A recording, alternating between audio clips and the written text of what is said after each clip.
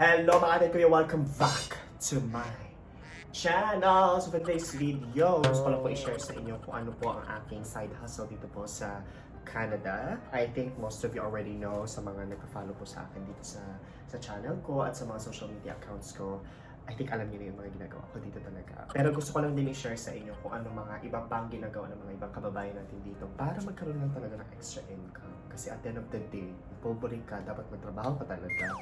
Especially pag may tinutulungan ka na pamilya sa Pilipinas, or if you are planning to save something for the future, or kung ano-ano pa your personal financial goals, dapat talagang marunong tayong dumiskarte dito sa Canada. So, i-share ko lang yung mga alam ko at sa mga kaibigan ko rin na ginagawa nila dito, yung mga side trip nila dito para lang magkaroon ng extra income. Papakita ko lang sa inyo kung ano talaga mismo ginagawa ko dito. So, sa mga hindi po nakakaalam, sa mga bago po sa channel ko, so dito po ako sa Montreal, Quebec. 6 years na po ako dito. Citizen na po ako, bago lang. Kasi yung work ko po sa hapon hanggang gabi, work from home, 3 to 11. Tapos meron pa akong available, may free time po ako sa umaga. So, minsan, ginagawa ko po yung hair and makeup dito mismo sa apartment na to. Actually, may setup talaga ako. Papakita ko sa inyo, pero wag niyo na lang i-judge kasi masyadong madumi. Pati may clients kasi ako kahapon. So, eto po yung aking apartment. So, 2 bedrooms yan siya. Kung gusto niyo po ng house tour, apartment tour, let me know in the comment section. Basta dito ko na po sinet up yung aking little studio. O, diba? Amazing. Kaya rin na, uwi. So, isa pa akong hair and makeup artist. Ginagawa ko na siya na mga 4 or 5 years na dito sa Montreal. Pero kasi nung nagsimula ako dito, hindi ko talaga siya sineryoso. Sineryoso ko na siya for the past 3 years. Kasi parang doon na talaga dumadami yung mga clients and all. Tapos, napag-isip-isip ko kasi may malaki kasi yung space ng living room. Diba? Sa park may Christmas tree pa. Malaki kasi yung space ng living room. So, iniisip ko talaga mag-setup na lang ako ng ano dito. Kaysa naman magrenta ako ng space sa salon or anything, ayoko na magbayad ng mga kung ano-ano pa mga extra. Dagdag gastos lang, diba? So, gawin ka na lang na parang space. Mas maganda sa living room mo siya ilagay. So, yan naman yung mga gamit ko. So, ito yung mga makeup ko. Ito siya, stroller ito siya. So, ito yung aking dinadala pag may mga home service ako. Tapos may mga extra chairs, ganyan dito. Tapos yung saksakan ng mga pabuhok, ganyan. Tapos yung chair, dalawa ang chair. So itong chair is saan ko ginagawa yung hair.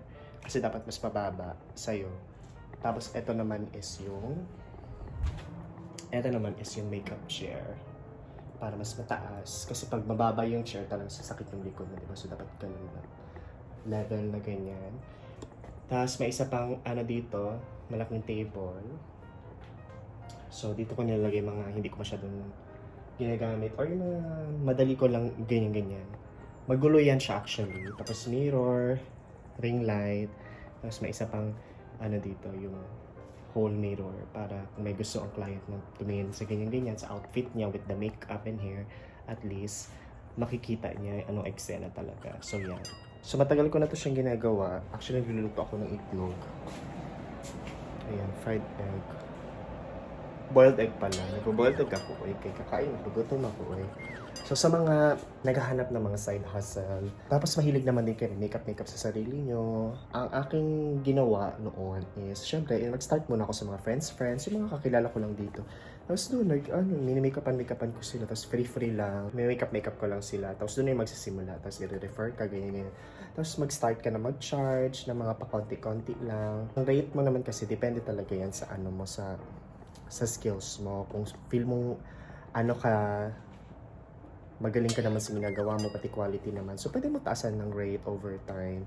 Pero pag nagsisimula ka pa lang, magsusugod ka talaga sa pinakamababa. Kasi walang mag-hire sa'yo o hindi ka nakakilala tapos mag-charge ka pa ng mahal. So, mas magandang wag muna kayo mag-charge ng super laki kasi wala talagang kukuha sa'yo. At marami talagang Pilipino ang nag-hair and makeup dito sa Canada. Talagang kahit saan kang probinsya, sa Facebook group ka, maghanap ka, mag-post ka, hey, I'm looking for hair and makeup artist. Meron talaga yan, imposibleng wala. At medyo okay naman yung kita talaga. Depende naman talaga sa experience mo, magkano mo charge yung clients mo. Yung iba pa yung hair na rate, iba pa yung makeup.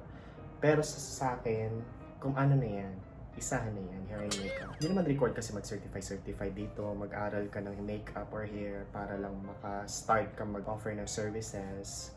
Hindi naman required. Kung practice ka lang, hindi naman sila naghahanap ng mga, hoy, I will hire you, do you have a certificate? Wala naman mga ganyan. May mga times talaga na hindi maganda yung pag-makeup mo, may times talaga na hindi maganda yung paggawa mo sa hair na sa client. Pero syempre, hindi mo sabihin sa client. Sarili mo na yan, self-assessment mo na yan. So parang ano mo na sa sarili mo na, ay, kailangan kong galingan next time o mag-practice pa ako and all. Again guys, I've been doing this for a while na, 4 years na, almost 5 years na dito sa Montreal. 6 years na ako dito sa Montreal. So mga 4-5 years ko na siyang ginagawa. So I'm pretty much confident about my work. Pero again, do not stop learning. If you feel na, ay hindi ako marunong mag-brows, ay hindi ako marunong maglagay ng lipstick, ay hindi ako marunong magkulot-kulot ng hair. So i-practice mo yung mga kaibigan mo, papuntahin mo sa apartment mo, mag-practice ka, para sa actual clients mo na talaga, marunong ka na, alam mo yung ginagawa.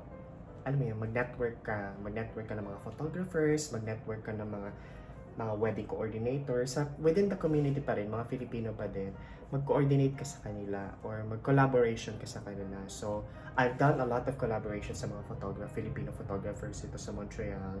Tapos mag-shoot ako, mag-makeup sa model, maghanap ako ng model, tapos mag-makeup kami, tapos shoot kami sa labas, or sa studio ng photographer, tapos doon, na kayo, share kayo ng work, ipapost mo yung pictures na tinake ng photographer sa social media mo, tapos ganun din sa photographer, pwede niyang i-post yung mga photos na ginawa niya sa model. Si model naman, pwede naman niya i-take yung mga pictures ng photographer, tapos i-post niya sa mga model portfolio and all. So gawin mo yan siya pag wala kang, pag hindi ka naman busy, tapos para lang ma-boost yung portfolio. Tapos minsan talaga, natutuwa kasi ako sa mga fan shoot, editorial shoot. Tapos may partner ako, si Earl. Bisaya din siya. So meron na siyang studio.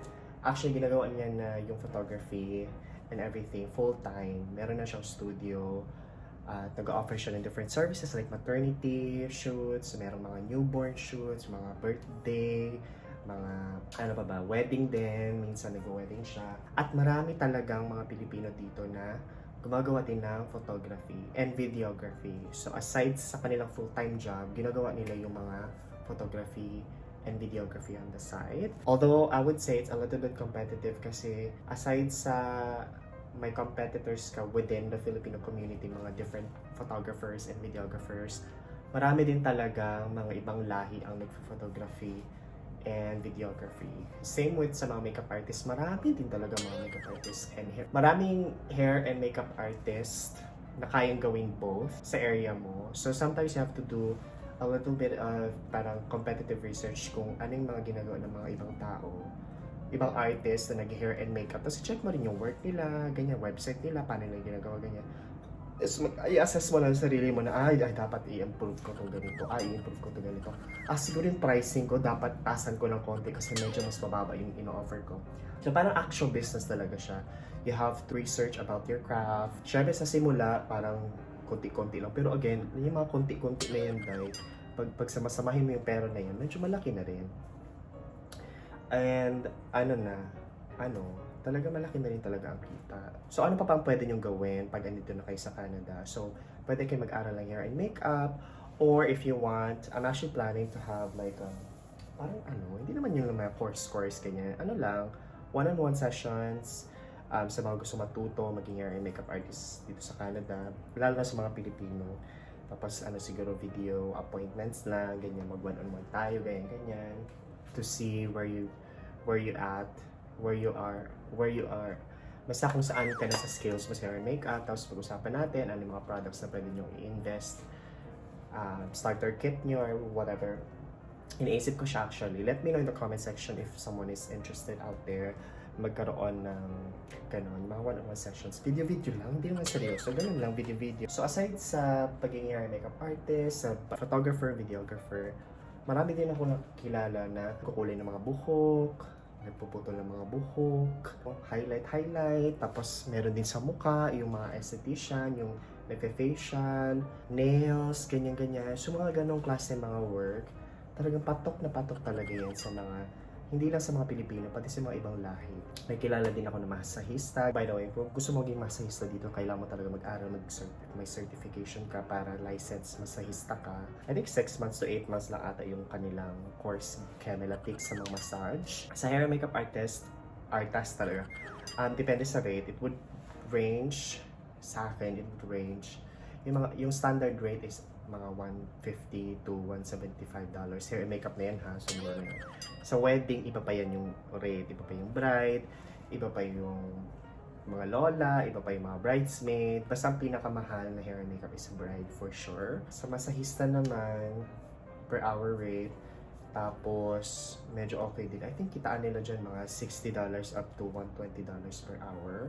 Tapos yung mga esthetician, depende sa service na i-avail mo. Sa facial, ganyan, I don't know how much. It's parang $60 yung facial. Facial, marami na yan silang gagawin sa mukha mo. Hindi lang yung facial mismo. Marami pa yan silang pwedeng gawin sa'yo.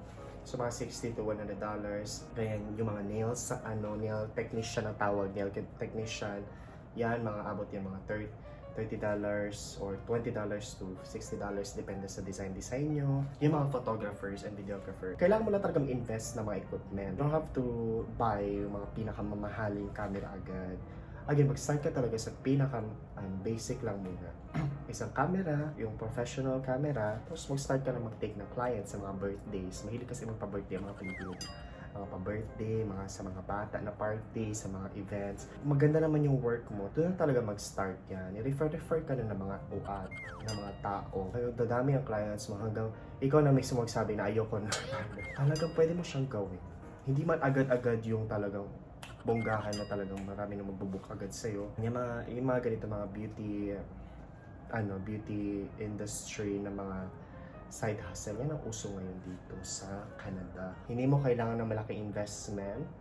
Well, yung photography, kailangan mo talaga ng malaking camera. Pero, yun lang, camera lang. Diba? Hindi ka na mag-repurchase regularly. Isang camera, pwede na yun hanggang ilang years, diba?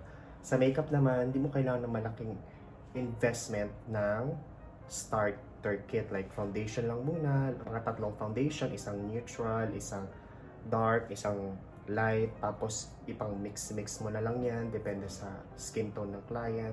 You can start with a drugstore brand, yung mga Maybelline, mga e.l.f., yan, mga NYX, mga magaganda yan ang mga products nila.